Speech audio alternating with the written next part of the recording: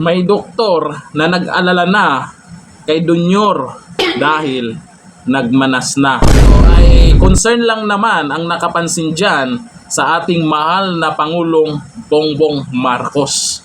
Hindi kaya stress lang o mayroon ng nararamdaman? O ito po ha, galing sa isang doktor na kung saan meron na siyang 30 years daw na experience bilang doktor. Siyempre marami na pong mga naging pasyente. Sa tingin pa lang, alam na niya na kailangang gamutin or kailangan ng kung ano yung dapat gawin sa isang tao pag ganyan yan yung itsura. Pero bago natin basahin po itong pag-alala ng isang doktor, ito po kasi ang nangyari kay Dunyor.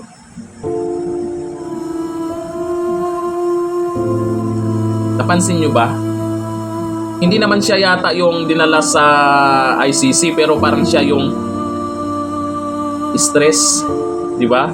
Parang ito. Dito muna tayo sa isang expert pagdating sa kalusugan. Ang sabi po ng doktor, more than 30 years na akong doktor at pag makita ko ang pasyente more or less, masasabi kong may something wrong o may health concern na dapat bigyan ng pansin ito. O sa mga loyalists, baka naman, yung mga BBM supporters, pansinin nyo naman. Baka naman kami, concerned nga kami, tapos kayo, di ba? Sana magpa-executive check-up ang ating mahal na Pangulo. Ayon po yan kay Dr. Gary C. Yan po yung napansin po ng isang doktor sa ating mahal na Pangulong Bongbong Marcos. Kaya mas maganda, sabi kasi ng iba, may dyan po sa post na yan, nagko-comment sila, ay resulta ng pulburon, kakapulburon niya. Grabe naman kayo. Baka may nararamdaman lang yung tao. Tapos sasabihin nyo, pulburon na naman.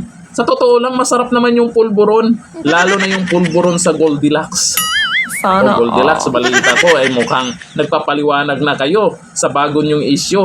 Yan kasi, pag nakikialam sa politika, malamang may resulta na hindi nyo magugustuhan sa negosyo kung kikita pa. Diba? At dito po, ito po, kailangan po nating pansinin ito dahil naman, Pangulo din po natin yan kahit nabudol tayo. Pangulo pa rin natin yan. Kaya concern lang po tayo. Yung mga walang pakialam, supporters daw sila, loyalists daw sila, pero walang pakialam sa kalusugan ng ating Pangulo.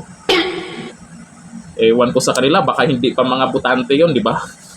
Ito kasi, siyempre bilang ako, isa din ako sa sumuporta dati. Kahit nabudol nga ako.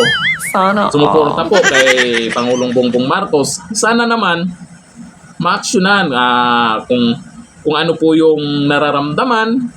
Ayon po sa isang doktor, may nakikita po talaga siyang health issue po dito kay Pangulong Bongbong Marcos. Kung sana naman malaman din ng publiko kung ano yung nararamdaman niya.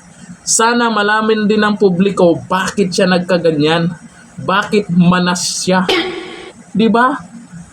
Kayo, sa tingin nyo, itong mga bagong video ng ating Pangulo, may alam ba kayo na magiging dahilan kaya siya ay nagkaganyan? Para sa akin, baka stress lang. Yung dito na lang. Thank you. Bye-bye.